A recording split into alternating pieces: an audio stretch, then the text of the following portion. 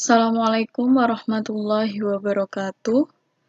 Anak-anak, hari ini kita akan belajar tentang writing a report.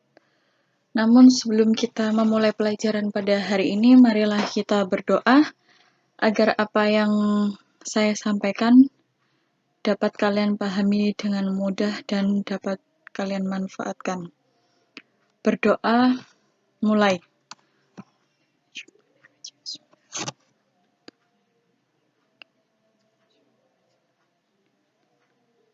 Berdoa selesai. Pada bab ini, kita akan mempelajari tentang writing a report atau menulis sebuah laporan. Mungkin kalian sudah pernah mendengar tentang report text atau teks laporan. Kalian insya Allah sudah mempelajari report text ketika kalian SMP, namun ada beberapa perbedaan yang nanti kita akan bahas di slide selanjutnya.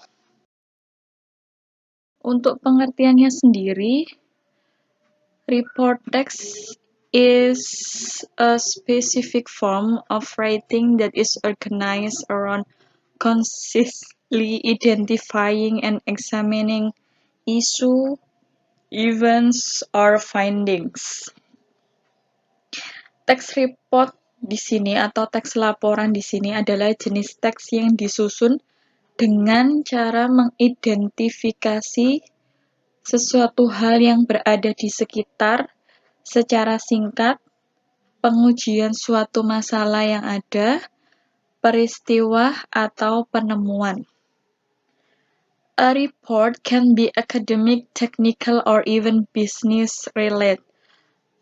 Teks laporan di sini yang akan kita bahas ini bisa berupa tentang pendidikan, teknik, atau yang berhubungan tentang perdagangan atau bisnis.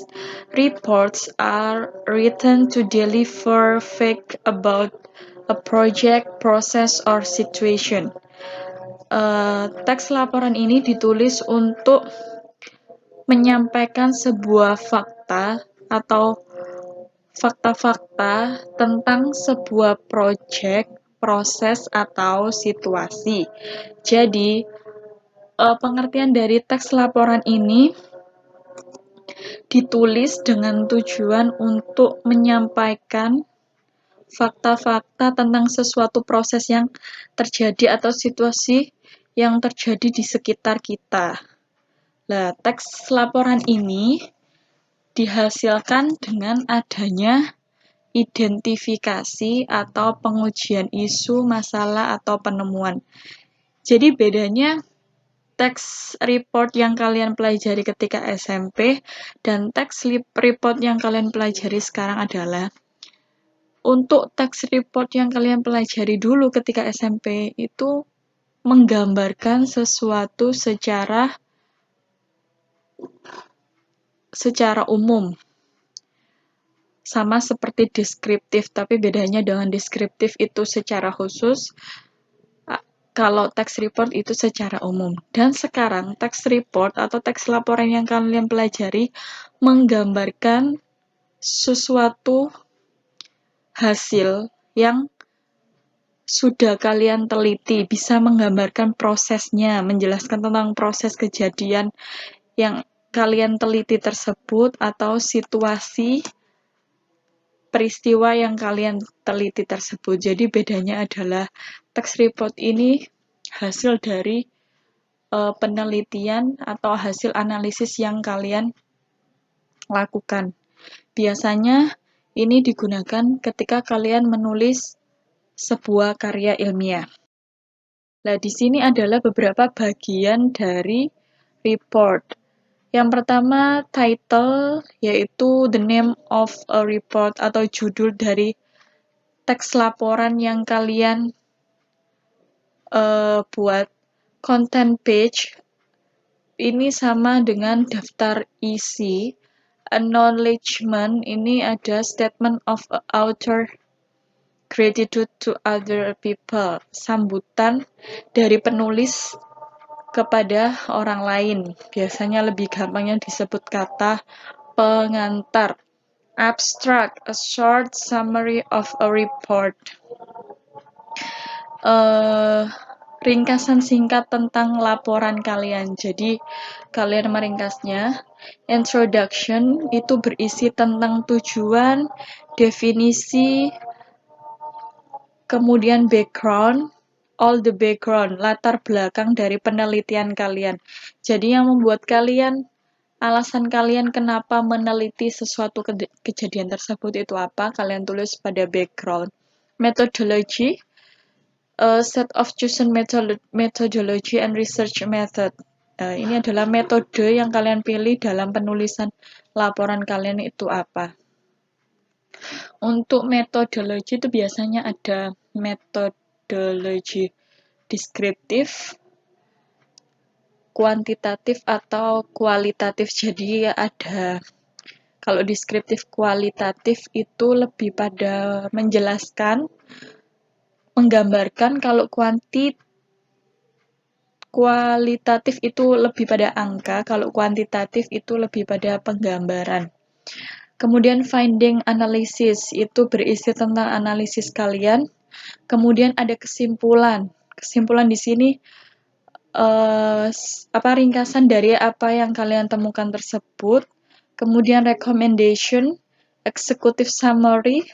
Di sini brief statement of the main points. Jadi ada pernyataan yang benar-benar valid, yang benar-benar sesuai dengan main points yang kalian sampaikan. Kemudian ada references atau bibliografi.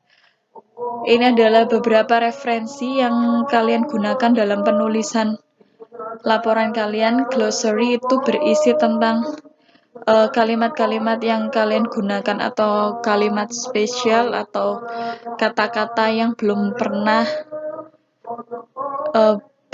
orang ketahui. Jadi kalian harus menuliskannya di situ. Kemudian appendix. Appendix di sini berisi tentang lampiran-lampiran, bisa berupa foto yang mendukung penelitian.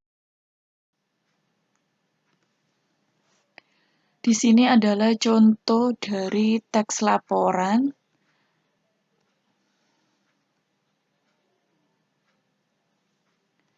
Tadi saya sudah menjelaskan bagian-bagian dari teks laporan. Ya, yang di sini adalah metodologi. Metodologi tadi saya sudah menjelaskan metode apa yang digunakan. Di sini disebutkan bahwa the data of this research were collected using two methods by observation and interviews. Data yang didapat dari penelitian ini menggunakan dua metode, yaitu observasi dan wawancara. Nah, di sini setelah kalian menjelaskan metode apa yang kalian gunakan, kemudian kalian harus menjelaskan apa saja yang kalian dapat. Kemudian yang kedua tentang introduction. Introduction tadi saya sudah menjelaskan, the purpose of this research is to find out the efficiency of adding new products in a shoe shop. Tujuan dari penelitian ini adalah menemukan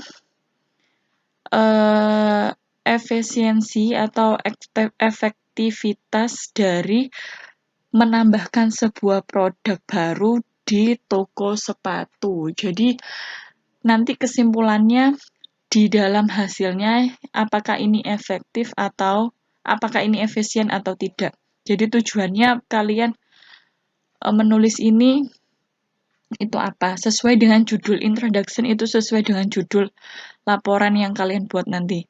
Kemudian finding, after conducting the researcher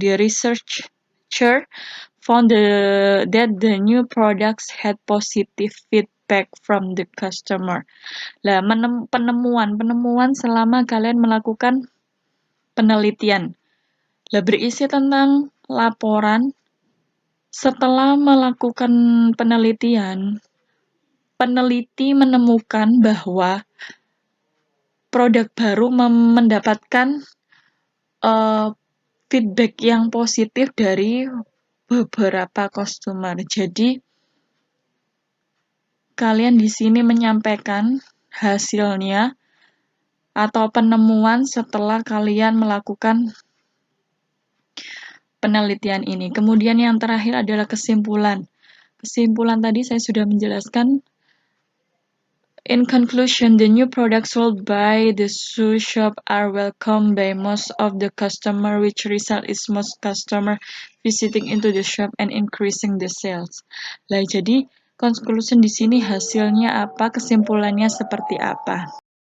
Baiklah, apabila ada yang perlu ditanyakan, silakan kalian komentar di Google Classroom.